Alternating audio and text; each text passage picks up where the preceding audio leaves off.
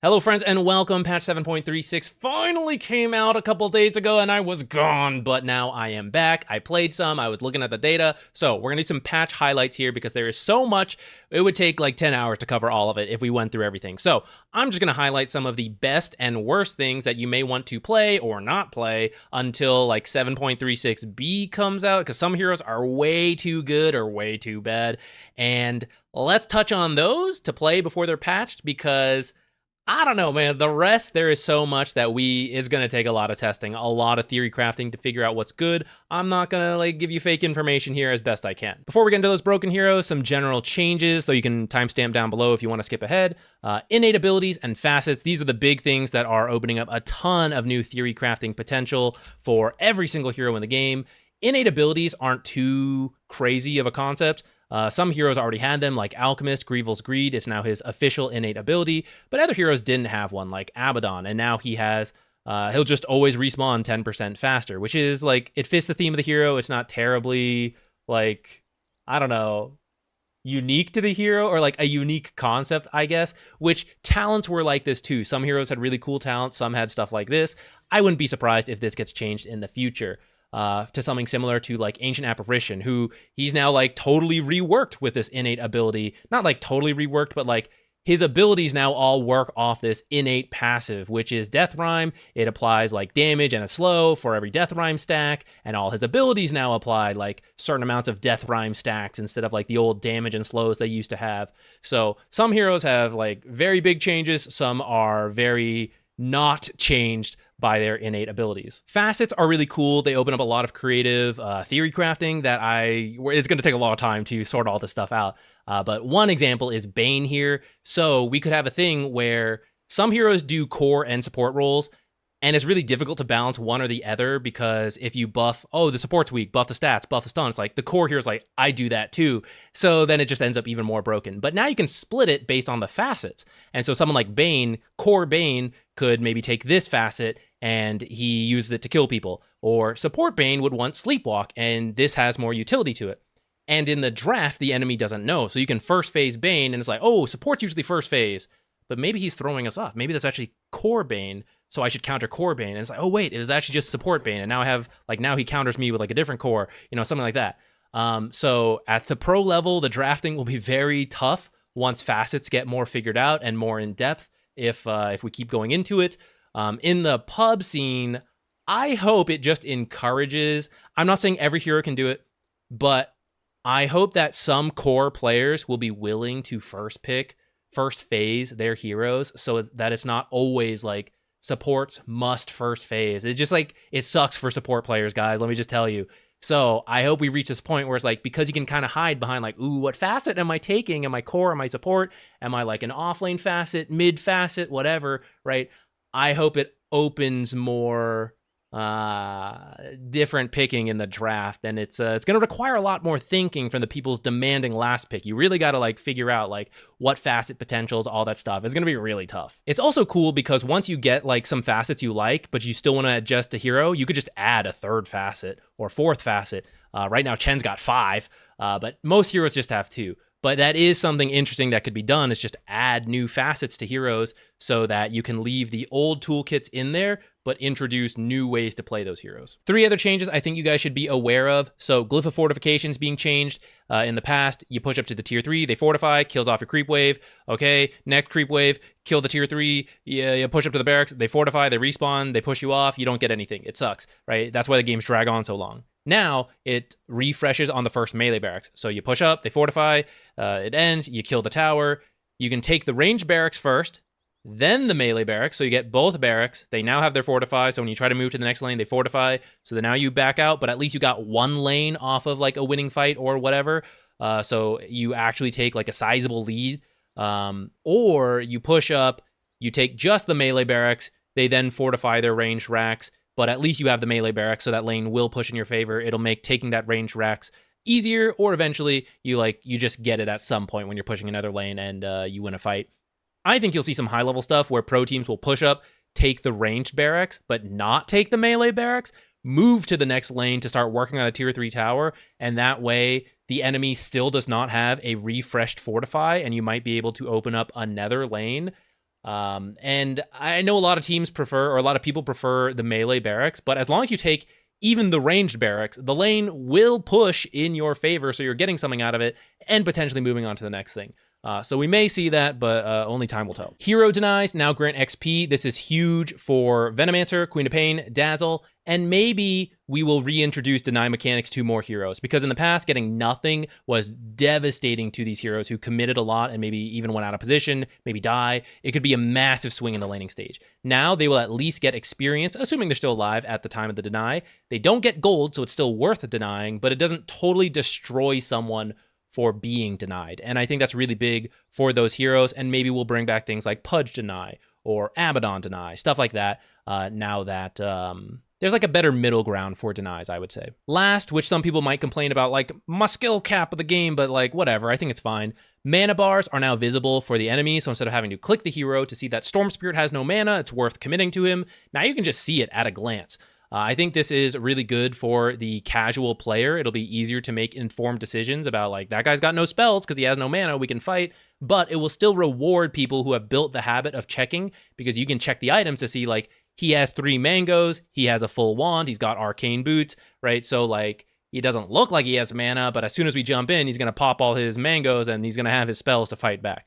So there's still a skill cap thing here where it's good to check the enemy heroes and click them, but if you don't, you should still be able to make better decisions. For item changes, a lot of these are just small tweaks up and down for different items. The biggest change is to Roshan's banner, which I, of course, have not gone to explore it that much, but I think the way it works now and the ideal way to use it will be to counter the enemy's fortification, because it now only lasts for 2 minutes and it only has a 1200 cast range, and it will make all the creeps it affects invulnerable. But as soon as those creeps leave the banner, they just go back to being regular creeps. So now, the scenario we painted before, you're pushing up to the enemy's base, they try to fortify your creeps, kill them off, you drop the banner, all your creeps become invulnerable, and you can just push the tower as soon as the fortification is over, killed off. Once your push ends, either because it succeeds or it's over, they push you off, your banner's probably going to die because it only has a 600 effect range. You got to put it pretty close to the objective you are pushing, but when you do so, your creeps are invulnerable, and that makes pushing way easier because backdoor cannot be stopped by your creeps being killed off. So I think that's the ideal way to use it, but I'm sure there will be some creative uses for it as we go. The only other item change I really want to mention is the Sanj Yashakaya combo items. So first of all, each one is now 100 more, and Sanj is losing its status resistance and is instead gaining slow resistance. So you don't have status resistance on Heaven's Halberd or other components, and now each of these has a unique element. It's not just like, oh, Sanj and Yasha, just combo them, buff them up a little bit, we're all kind of the same. Each one is unique. So Sanj and Yasha still has the status resistance, even though Sanj does not. The Sanj and Yasha does, as well as the slow resistance. Yasha Kaya now has this 25% cast speed bonus. How good that is, I'm not sure yet, but it's the unique part of Yasha and Kaya that you can't, it's not like attach the Kaya, oh, so I can get Kaya and Sanj for the cast speed. No, it is only on Yasha Kaya, and Kaya Sanj has the mana cost / mana loss reduction. So I like that each combo now has a unique element to it, and we'll have to see like when it's best for each one, but it's just something to be thinking about. Jupiter's thinking very hard about it, aren't you? He wants to build Sanj and Yasha. This one's absolutely critical. The Ogre Seal Totem now provides a flailing animation when used. Absolutely game-changing. Juggernaut, highest win rate hero in the game right now. Duelist, his new passive, pretty solid, 10% more damage to anyone facing him. Always applies during Omni Slash, great. Combo that potentially with Facet number 2, which builds up blade form stacks every 2 seconds out of combat up to 10, and every stat gives you 3% more base agi and 1% move speed. That means like you posture for a fight, you run into the fight. Once you take damage, they reset, but they linger for 3 seconds. So you just start the first 3 seconds of a fight with 30% more base agi, which is attack speed, damage, armor, right? So you just start off on the right foot. And if you don't take damage because maybe you blink in and you immediately ult, no one can damage you, so the stacks don't disappear, so you just do the entire ultimate with 30% extra agility. That's crazy. If you don't want that one, Facet 1 is also doing really well. Blade Fury just does more damage because it can crit based on Blade Dance, which got reworked a little bit to be higher crit chance and a little less damage. These facets, both of them are doing well because it's not just like the buff he got. Blade Fury also has a strong Dispel attached to it. And the way it works is that in the past, they would people would try to stun you at the end of spin so that as spin ends, you immediately, you take the rest of the stun duration. And they could try to chain stun you off of that. So you can't Blade Fury end and then immediately Omni Slash someone. There's like a slight time that you can abuse by stunning him. But now with the strong Dispel, it's not possible. You have to have an instant cast ability like Hex, wait for spin to end, and then Hex in that small window. And it's much harder than just throwing the Hex, throwing the stun at the end of Blade Fury. It also means you can screw up your timing on the TP out, where you spin and then TP. Sometimes you mess up that timing, and if they stun you at the end and the spin fades, you could get stunned and your TP gets canceled. But the strong Dispel removes the stun before it actually affects you, so then you just continue teleporting out. Like this, along with like other Omni Slash change, right? It's just a huge buff to the hero, and he's doing really well. If you're a carry player, play Juggernaut. If you're not a carry player, ban Juggernaut. He's too good. TA's win rate shot up like 8 or 9%, although she's technically only sitting at like 53%, so arguably there are more broken heroes, but if you love TA, she is way better than she was last patch. Some notable changes are that her base attack time went from 1.7 to 1.6, so she scales better off attack speed. Attack range is 50 higher, and Psyblades is now a innate passive, and it starts with 1 level. Now, you don't get any attack range off the first level, but you just start with 50 more than you used to have anyways, and you still get the Psyblades effect, the spill damage, stuff like that. So you don't have to start with Psyblades. Not that people usually started with Refraction or Meld, but now you can do that and still get the effects of Psyblade. And eventually you'll still put points in Psyblade to make it better, but just that extra power spike at the start is fantastic for her. And Refraction is a lot better. So it got reworked. It now has like a health barrier, but it still has like a cutoff limit. Essentially what this means is like if you take 2,000 damage from a physical crit, whatever, it'll eat through the 60 health barrier and be like, yep, that's one instance. And the remaining damage is just gone. And then you move on to the next instant barrier. What this helps a lot with is that if you take small instances of damage, like 20 damage, you take 20 damage, it goes, okay, there's still 40 health left on this health barrier. So now it takes 3 instances of 20 damage to break 1 instance of your Refraction. So Refraction kind of functions the same versus high damage, and it's a lot better versus small instances of damage that used to just eat through Refraction. That, along with like a variety of other, I would argue, buffs, but some of them are just like changes, some of them are slight nerfs, but then she got buffed through this stuff. So like just a lot of things going for TA. Legion Commander, broken. Any offlane players, play this hero. So Moment of Courage is now a passive. Same reason Psyblade is great, fantastic. You can start with Overwhelming Odds, which you probably did anyways, and still have Moment of Courage to a slightly weaker degree, but that's better than what you had before. Both of these facets are doing well, but the left facet's like way better, guys. Don't even forget this dual damage, guys. Stone Hall Plate is insane. All right, with this passive, let's say 3 creeps and 2 heroes, level 1 Q, boom, 235 barrier to all damage. That is nuts. Level up your Q all the way, boom, same 2 heroes, 625. You hit 5 heroes with this ability and some creeps, 3,000 damage block. Who balanced this? Who thought this was okay? It's insane. It is so much extra damage. Crystal Maiden for the support player is like 56% win rate or something right now. So technically base mana regen got nerfed, wah, but her new innate ability is Blue Heart Flow.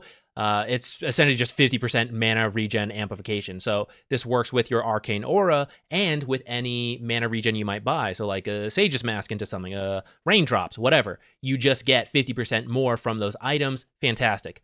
For the facets, the left one is what's winning. Oh, someone made a website. I'm sure more people might do this. So they posted on Reddit. I might link it in the description. I don't know much about it, so I'm kind of wary to send you guys to a site that I don't know too much about. But if you want to use it, if you just look it up, you'll probably find it. It can tell you right now which facets are doing better, or at least the current win rates, right? There's still a lot of exploration to be done here. But if you want to know that, there you go.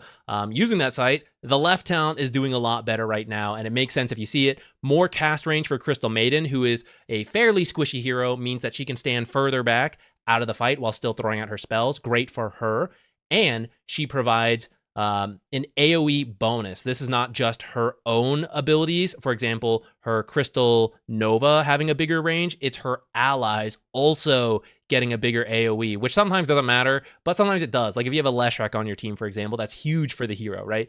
So this is just really good right now. Crystal Clone is now like a point and click kind of ability, and you can like choose which direction you'll slide, which is a lot more utility to the skill. So it's a plus, but make sure you like are aware of it so you know how to work. You're not just expecting to press it and slide back. And then Freezing Field does not provide armor, but it increases the attack slow. I personally think this is a buff. It's difficult to compare what it's like having armor versus like, oh, they're just hitting me slower. But if you think more about like, ignore yourself and think about the teammates. Like when you are not the target and you're just getting to ult, your armor didn't do anything. But when you're not being focused and the enemy is fighting your teammates, they are now hit instead of a 60 attack slow, it jumps up to 80. But at max level, it's 160, more than a moon shard of attack speed slow, which is massive against certain carries, right? So I think this ability is a lot better. It still protects you yourself because the carries are hitting you slower, but also when they are not focusing you, you are applying this attack speed slow, and it's way more impactful than just armor to yourself. So huge buff to the hero, very good. Play it in the 5 position, and you can even make it in the 4 position. I've seen it look very good there. Wraith King, really good carry right now. So Vampiric Spirit is his innate ability. It does so many things. So first of all, it has a lifesteal that it had as an ability. Now, he also transforms when he dies. Transform's not the best. You know the old Wraith effect from the Ags? He now just has it forever. Anytime he's going to die, he turns into a Wraith for 3, 4, 5, or 6 seconds based on your level of ult, which means, yes, even before level 6, you have it. You get 75 more attack speed and 25% more move speed. So you might be able to pick up another kill before you die. It is a massive buff to the hero. And then for the facets, you can choose between having the old skeleton warriors you used to have, and you even get like the old Ag Shard for free as part of this facet, or there are some games where like the skeletons are bad. Like against an alchemist, the skeletons are really, really bad because you just feed him gold.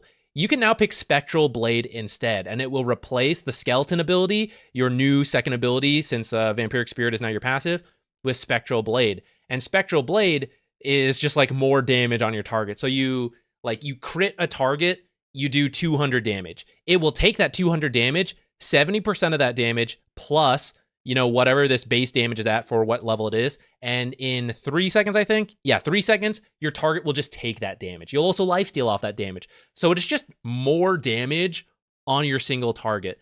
So when you don't want the skeletons, your farming speed will go down a little bit. But at the same time, not really, because this will help you farm faster by doing more damage. I don't know. The skeletons will be more farming speed. I haven't seen too much Wraith King, so I can't say like 100%. This will be more farming speed, I imagine. But this Spectral Blade is more like single target damage when it's just you and the skeletons aren't in play. And the fact that you can now choose based on the game and you're like, well, they have way too much wave clear, the skeletons won't do anything.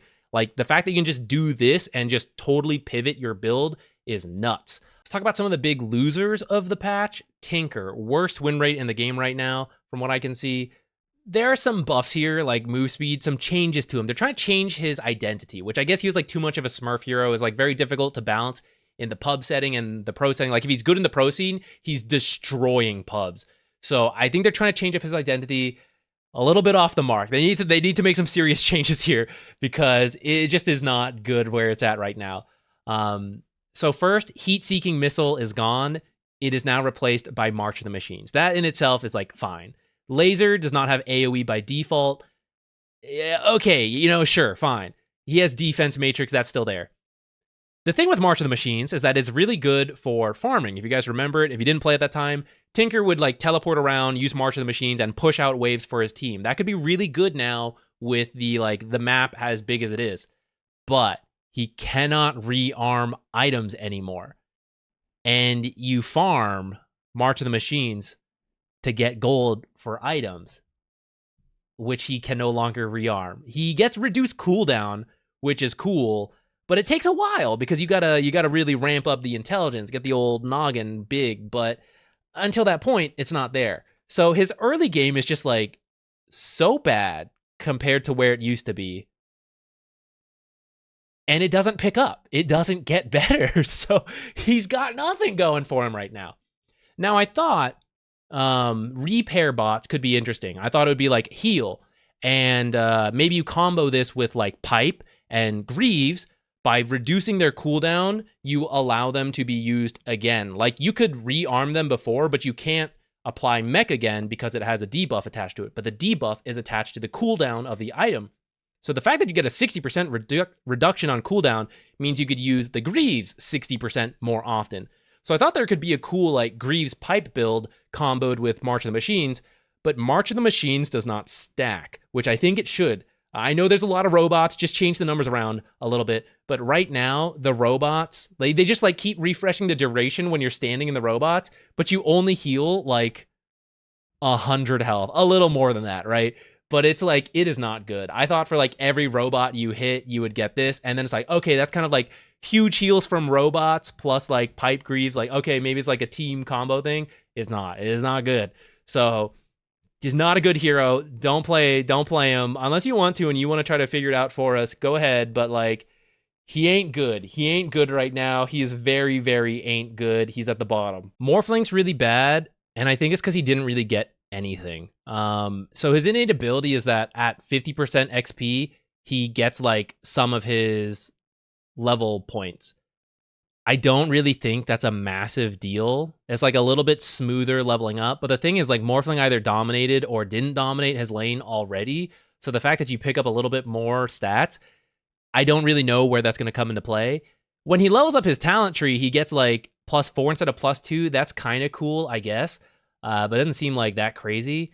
Facets, Ebb is just like what he had before. He just got like, things got moved around. So his facet is just like what old Morphling used to be. Now, what's really cool is Flow, which is now making his primary attribute Strength, which a lot of people have tried in the past to run like a Strength offlane Morphling, support Morphling based around the stun. So the fact that they're giving it into a like giving it to him as a facet is really cool, but the numbers aren't there yet, and it is really bad. The win rate is really, really, really bad. So I don't know. I think the concept is cool to play like carry Morphling versus like an offlane or support Morphling, but the numbers are not there, and his win rate is awful. Kunkka's win rate dropped a bunch. He was one of the better heroes in the game. Very stable pick for mid and offlane. Very low win rate right now. And a big part of it is these changes right here. It's not even like the facets and stuff. Torrent lost 0.2 seconds. X mark only lasts 3 seconds. This means it's pretty much impossible to now X and do the boat combo. The boat takes 3.1 seconds before it arrives. It also has a 0.3 second delay. So when it was 4 seconds, you had enough time to X someone, then cast the boat, and then combo the torrent stun after that. That combo's just gone. Unless you like boat first and X after that, like that's way riskier, right? So now you have to X, then you have to torrent, then you have to boat combo onto torrent, but it's just way harder to do. And it's now a new timing that every Kunkka player has to learn because the numbers changed. So I think that is a big change to the hero, losing one of his potential initiation combos and now having to use a much less reliable version of that combo, as well as like the change to like innate ability and facets, which I actually think should be good for him, but I think the numbers just probably like aren't there to counter this change here. All right, I'm going to stop here for now. I know there's so many more heroes we could have talked about that look good or bad or whatever, but here's some initial impressions. If you're like curious, we didn't talk about all of them, but I think all of these heroes are fairly good right now if you want to play them. I think these guys are leaning towards that bad side. I'm always careful on that on a big new patch. New ideas could like come up, save their win rate, but it ain't looking good for these guys right now. And then here are things that I am keeping an eye on or trying for myself because I think it's good or I think it's funny and I want to try it anyways. I'll attempt a daily video. We'll see in the starting patch. And we'll just focus on like some of those heroes. So leave it in the comment if there's a hero you think is really good or is like, hey, Zach, try out this wacky build. Leave it down below, like Lion with the ult of the punching people. I know, guys, I just haven't got to try it yet. I definitely want to, right? We'll look into it. Let me know what you're interested in. We'll make the videos to talk about these new builds as it gets figured out. And then as the patch settles, probably like 7.36B, when like some of the stuff gets like tuned in, some of the better heroes brought down, some of these really sad heroes brought up. Then we'll look for like a longer analysis video, like comparing all the different stuff. But for now, when there's like so much new stuff, I think there's like not so much a point. We'll just like focus on what is working or is funny to try now. So that's it for this one. Thank you. Keep an eye out for those future videos. Bye.